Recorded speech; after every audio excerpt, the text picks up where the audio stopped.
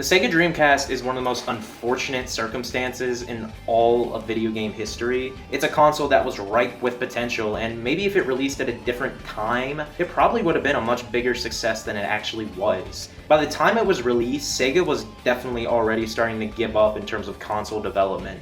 Whilst there were a lot of titles released for the Sega Dreamcast, both the failure of its prior system and the add-ons to the Sega Genesis kind of left a bad stain in a lot of consumers' mouths and definitely led to Sega's sales plummeting. Sega during this generation was one right fuck up after another. Like, it's honestly embarrassing just how badly they butchered the Sega Saturn. Both the Sega Saturn and Dreamcast are two of my personal favorite systems. They have a lot of great arcade titles on there, and to be honest, there's some pretty fun games on here. Not a lot, but, you know, it's still really nice that there's some good stuff on here that definitely warrants these consoles existing. I mean, Panzer Dragoon, we would have never had that if it wasn't for the Sega Saturn. But they were both home to Godzilla games, and you know, I love Godzilla, so why not, bro? We're not going to be talking about the game for the Sega Saturn today, at least. We'll talk about that one later on, but for now, I'm going to be looking at the two games released for the Sega Dreamcast, those being the Godzilla Generations titles. Godzilla Generations released in 1998 on the Sega Dreamcast in Japan, and believe it or not, it was actually a launch title for the system. Not many, if any, other Godzilla games get that luxury. It was the first fully 3D Godzilla game to ever be made, and it's impressive for that. So, starting the game up, we pick our option, and the game itself pits you in the position of the king of the monsters or several other playable characters as you destroy a fully 3D city. Your main goal is destroy every building in the city within a given time limit, and after you do that, you move on to the next level. Every level is the exact same, whilst the cityscape might change from time to time. Essentially, you're doing the same thing in every level. In fact, it's really boring. That's the biggest issue with this game. It's not fun. Godzilla moves slow as molasses, and destroying buildings doesn't really feel fun.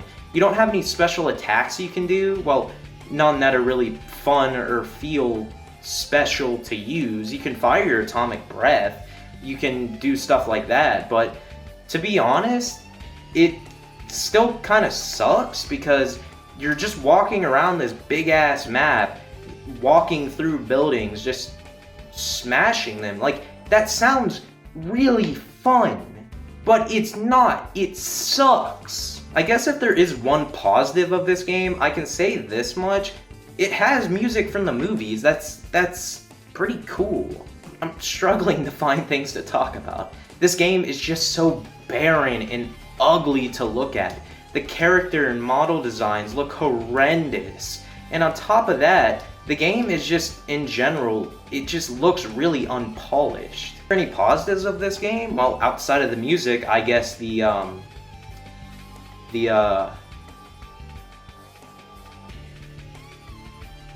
can play as Manila. Yeah, that's probably one of the few redeeming qualities of this game. There are multiple playable characters. I mean, that doesn't really mean much because the character selection is honestly really pitiful and also incredibly weird. You have your normal Godzilla, which is basically just the Heisei design. There's the 1954 Godzilla, and he looks like shit. There's also the American Godzilla, well, the 1998 American Godzilla, you know, the Roland Emmerich one. At the time, at least, he didn't have a name. It was still Godzilla. So in the game, they called him Godzilla USA. That's actually kind of funny, to be honest. And as stated before, you can play as Manila. You know, interestingly enough, Manila uses Little Godzilla's roar from the Heisei era in this game instead of his own roar. I mean, I'm not really complaining, seeing as Manila's original roar sounded like a... You be the judge of that. But I digress, you can still play as Manila. This is probably one of the only games you can do that. Who else can you play as? Mechagodzilla, he's really cool. It's honestly great to see Mechagodzilla in a game and make it so that he feels substantially more powerful than the rest of the characters. It's embarrassing. Mechagodzilla's special attack annihilates the cityscape. It honestly makes every other character, with the exception of one, feel like a joke. He's still slow as ass. I don't really think that makes it much better. And then there's Dr. Serizawa.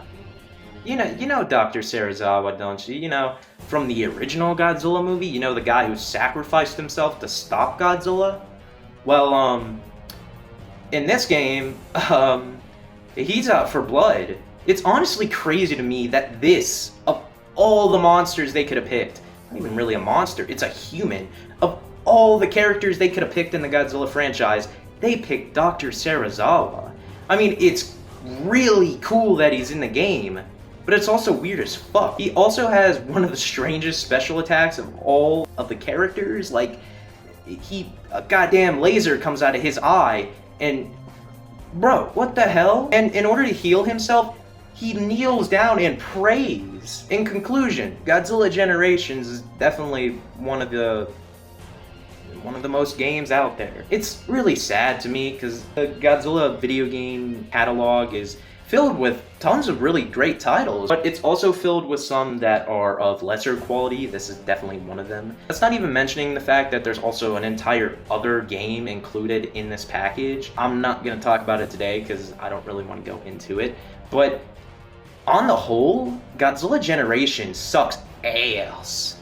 3 out of 10. Never again.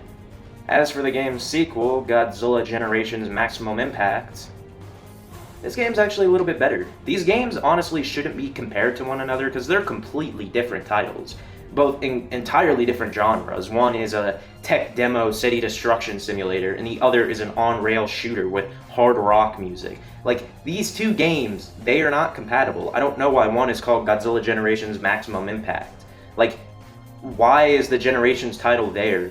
It's like, what was the point? They both came out on the Dreamcast, so what? The game itself essentially follows the Heisei continuity, as each level has you pitted up against a different kaiju from each of those films. Level 1 has you up against Biollante, but before you can fight the monster, you have to go through the city. And in order to get through the city, you have to shoot down jets and so on and so forth. Just destroy the JSSDF's weapons. This is an easy way to rack up points, and essentially it's sort of like an arcade game. If there's anything I could compare this to, it would be like an arcade game. It feels like one. It's really impressive that it didn't come out in the arcade. No, this was exclusive to the Dreamcast.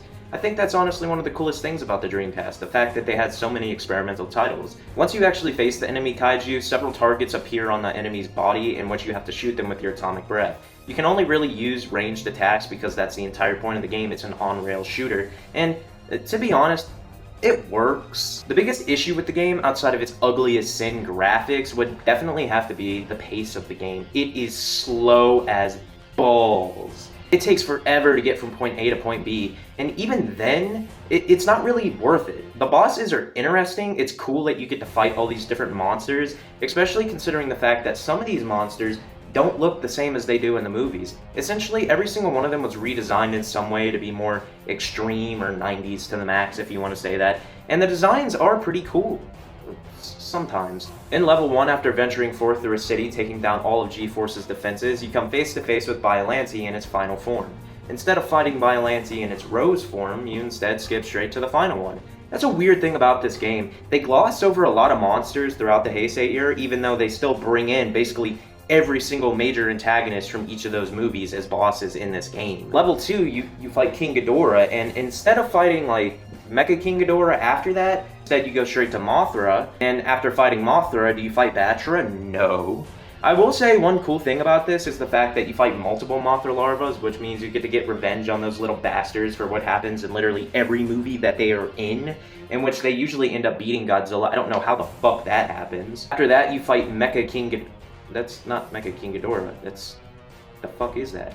Well, this isn't so much Mecha King Ghidorah, or even Mecha Godzilla for that matter, even though it's a stand-in for Mecha Godzilla. It's a brand new weapon created by G-Force. It's a cool design. I wouldn't mind having a toy of it, but like, I would have preferred either of those other two options. I mean, Mecha Godzilla is one of the Toho Big Five. Why couldn't they have fit Mecha Godzilla into this game? It's baffling, to be honest. After that, you fight another one of these things, instead this one being based off of Mogira, calling it MGR Second. Actually, I'm gonna be honest, I think this is a better design for Mogira than what they actually ended up using in the finished film. After that, you fight Space Godzilla. Tough. Space Godzilla's design has been revamped in some way, but seeing as his design was already quite extreme, there really wasn't a whole lot that they could do to make it any better.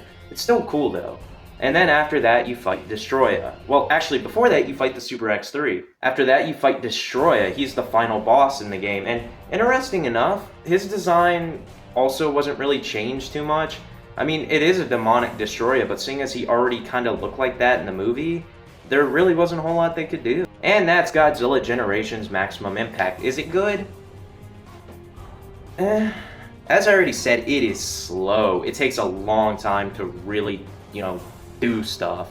I mean, rightfully so, Godzilla should feel slow, but in this case, in this style of game, it really doesn't lend itself well.